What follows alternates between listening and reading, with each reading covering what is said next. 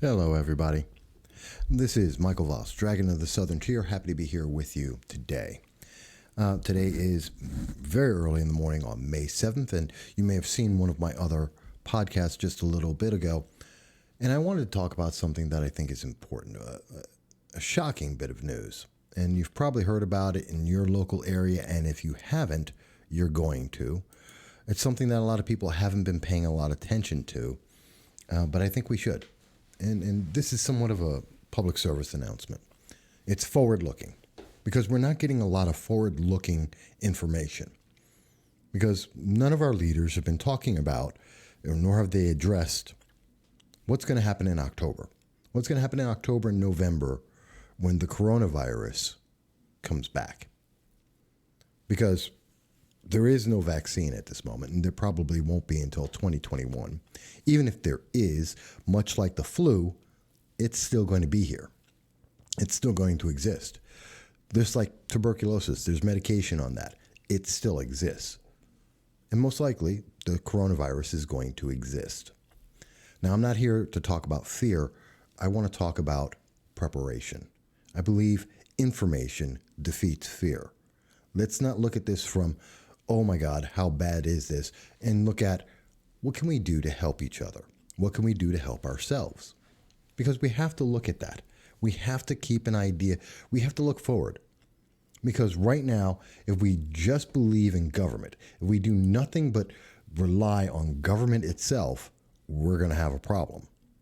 Because government itself told us you need to be in solitary confinement. You need to hide in your house. You can't go anywhere. Well, guess what? With that happening, what we got to see is... This is a surprise.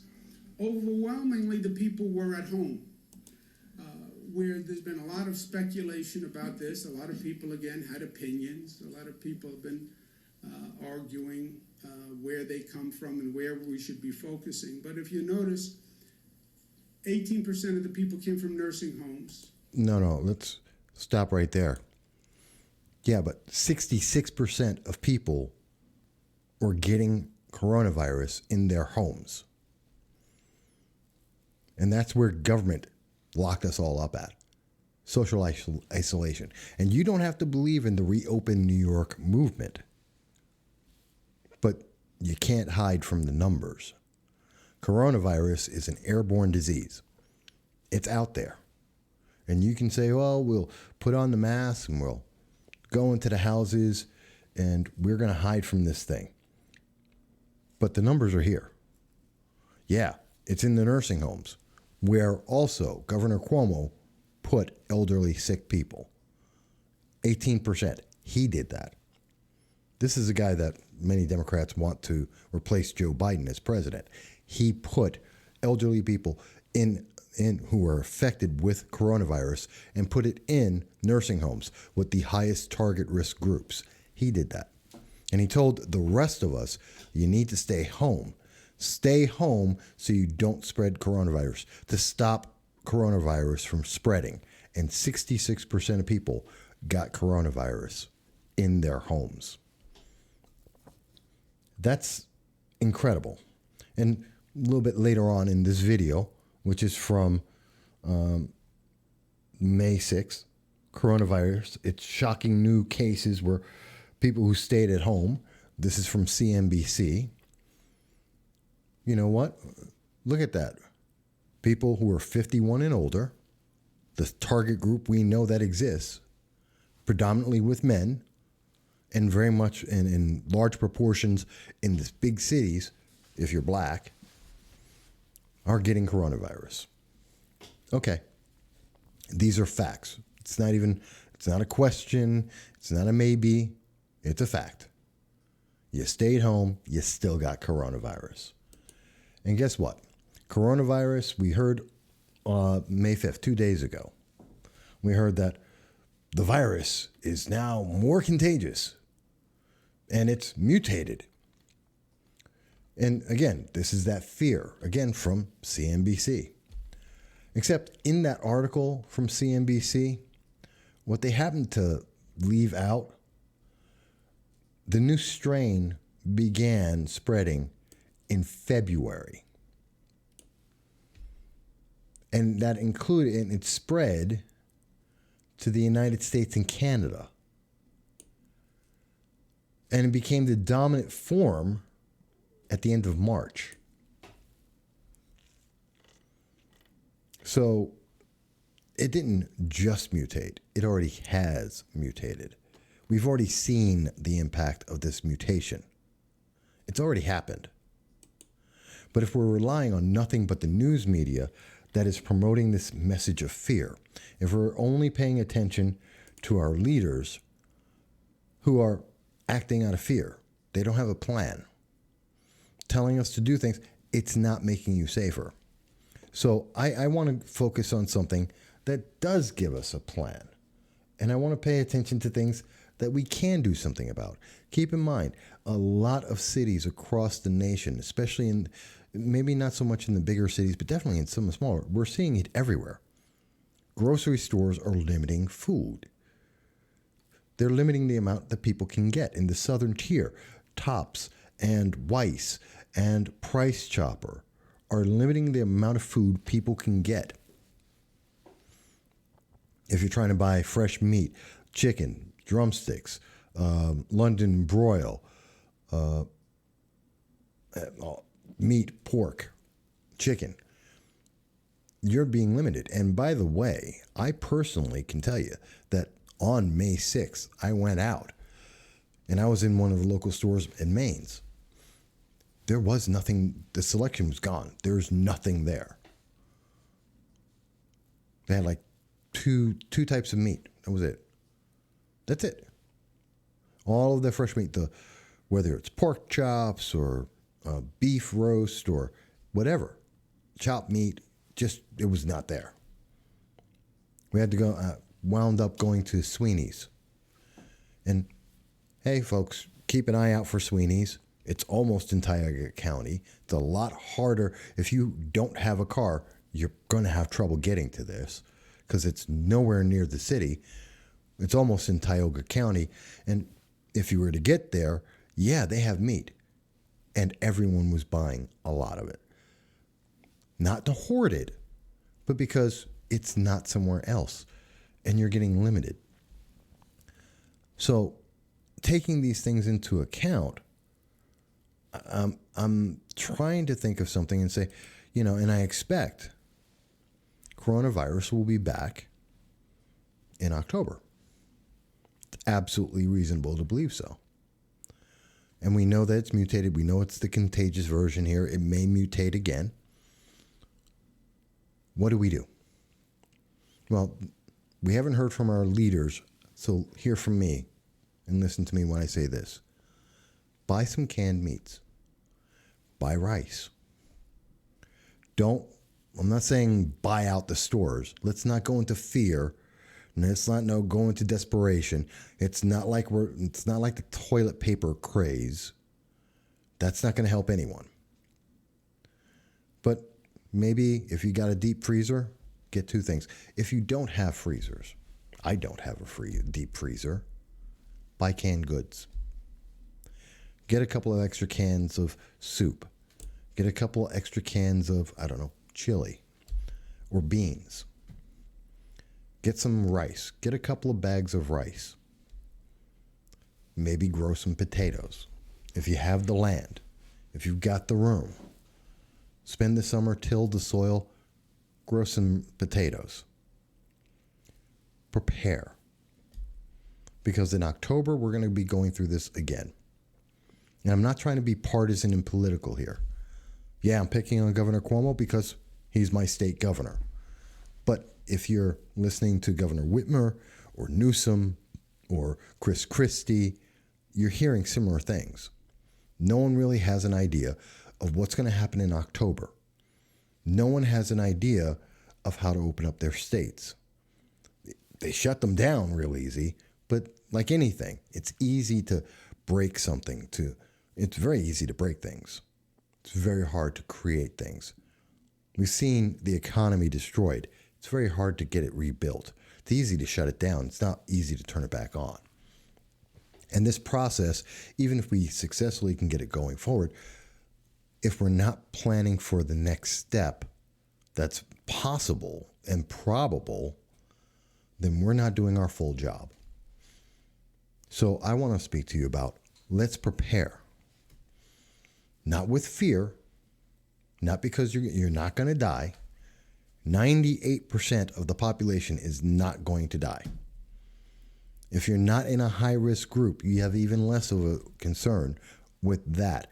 Not to say that you shouldn't be concerned for others, not that you can't take precautions for others, because, yeah, every life is important. But let's not destroy everything for people that we can't necessarily protect, because even if you stay home, you can possibly get this. Just like you can get the flu. Just like you can get so many other things. We don't panic about the flu. If someone said the flu's going around, you know what? People got vaccines, they didn't get vaccines, they took some extra precautions, and they did not panic. And tens of thousands of people died in the United States every year. But you don't panic. When we don't panic, we can deal with these things. When we do panic, when we have nothing but fear going on, and we're listening to people push fear, fear, fear, then we panic. And then things go haywire. And then governors like Whitmer, like Cuomo, suddenly decide that they have emergency power, and it will last as long as the crisis lasts. And I have to ask you, if the crisis is going to go on forever, or rather, if their emergency powers go on forever, as long as there's a crisis, why would they end the crisis? They like the power. They love the ability to unilaterally make decisions. And they have been making decisions, like Whitmer saying you can't get seeds. You can't grow your own food, because she does making ambiguous laws that feel good to her and saying, hey, no, you just can't grow seeds. And Cuomo's over here, he's just making stuff up. He's passed, 262 laws in 55 days. And no one knows it. No one's reporting it. No one's talking about it. But I'm not here to pick on Democrats. I'm not. I'm really, really not. I am here to say, let's get ahead of this. Let's try and plan. Let's put a plan in place. That doesn't mean the plan's going to be perfect. Doesn't mean it's going to be the right plan for everybody. Because no plan is perfect. They always change. Things adjust. But let's try and have some kind of handle on this. And so I tell you, you know what? We know meat is getting scarce. We know the food supplies are getting thin. Plants have been shut down. Supply lines have been stretched out. It takes longer. Okay, we know this. So for your benefit, I say to you, get some food. Staple foods. Get rice. Get canned foods. Get things that'll last. Maybe grow some potatoes, some vegetables. You got a pot or a planter in the city. Maybe you have a small yard. Maybe you have a bigger yard. Maybe your neighbor has one, and maybe you and your neighbor can work on that over the summer, working together, putting a farm, planting some food, so that you'll have something going forward. So you'll have some vegetables for October, November. Maybe it's not the perfect answer. Maybe it won't be necessary at all.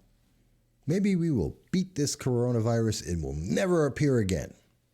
And that would be wonderful. I'm not being facetious. I'm not being sarcastic about that. That'd be fantastic. I'd be happy to see that happen.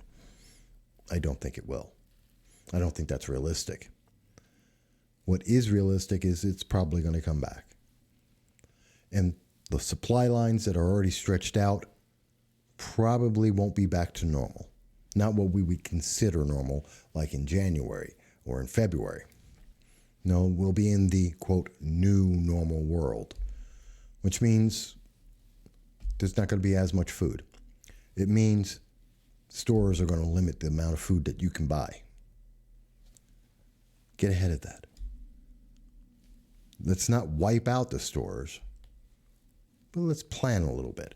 Let's get a little bit extra of things like rice, flour, sugar, things that can last so that you can cook, make your own bread, so that we can be self-sufficient to an extent, so that when we have to come back to being told to stay in our houses again and not to go out to the stores next time, most likely, to not go out to, I don't know, a Walmart or whatever, like we have been, and then being stuck in a house with yourself and this air, recycling in your home. Rather than having to have that happen, let's have something that'll help us a little bit, help us feel better a bit, help us improve a bit. No, it's not the most uplifting way. Maybe it's not the most uplifting story. Maybe it's not the most uplifting way I can say it. And I apologize for that. Because I want to try and give us something to look forward to. I want to give us something to think about. I want preparation. Best case scenario that could possibly happen is I'm completely wrong and we don't need it. And October comes, the flu comes, but a coronavirus doesn't, or maybe it's not nearly significant and it's not necessary. I hope that happens. I really do. I don't think it will, but I hope it does. So, while our leaders aren't saying it, let me say, let's plan. Let's look forward. Let's think we've got the time now. People still aren't back to work yet.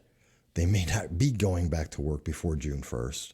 Let's take that time and say, okay, let's plan a little bit for the future. Let's put in a little bit of a safety net. Let's take the time that as we get the funds and we have the availability, we get some canned foods, we get some staple foods, things that'll last, that aren't going to go spoil overnight, and let's get ready. So that we'll be healthier and we'll be better and we'll have less fear. Because that's my goal. I think Americans are incredible people. I think we will do incredible things when we're not shocked, when we're not surprised, when we're not being told day after day, you're going to die. No, you're not.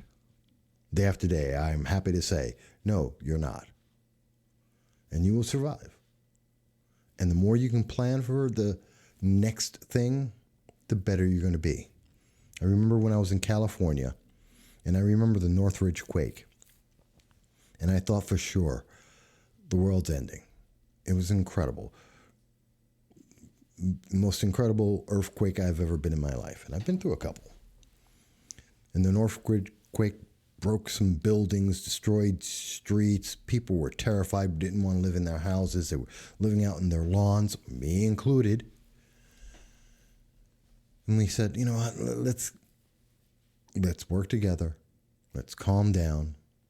Get past the fear. Get back in our homes. Let's rebuild. And we did. And having been through that experience, having been through, the coup attempt in Moscow in 91, I remember these things. I remember how it seemed like the world was going to end. It won't. You're going to be okay. I am sure of it. But let's prepare. Just a little bit. Let's prepare. Let's plan. Reasonably. Calmly. Without fear. And if you do that, I think it's not nearly as bad as we think it is. Especially when we're afraid. News media is putting out headlines that they want you to be afraid. You know, CNBC, good old CNBC. You got to be afraid because it's mutated. Except it did that back months ago. Doesn't apply to today. You're okay. And you're going to be okay. I don't know. Hope it helps. I hope it helps. And, if it's not helping, please, if you're worried about hurting yourself, please call the National Suicide Hotline, 800-273-8255. Let me say it right the first. Let me say it actually right. 800-273-8255. If you're not sure, if you're not feeling well, if you don't feel like you can take care of yourself, give them a call. Please also remember, you can reach out to domestic abuse lines. You can reach out to drug abuse and alcohol abuse lines. You can reach out to friends and family. You're not alone. And if we just stay calm, think it through, plan ahead a little bit, we'll be even more okay. Folks, I hope everyone's going to be well. This has been No Soundbites Allowed. I look forward to speaking to you again soon.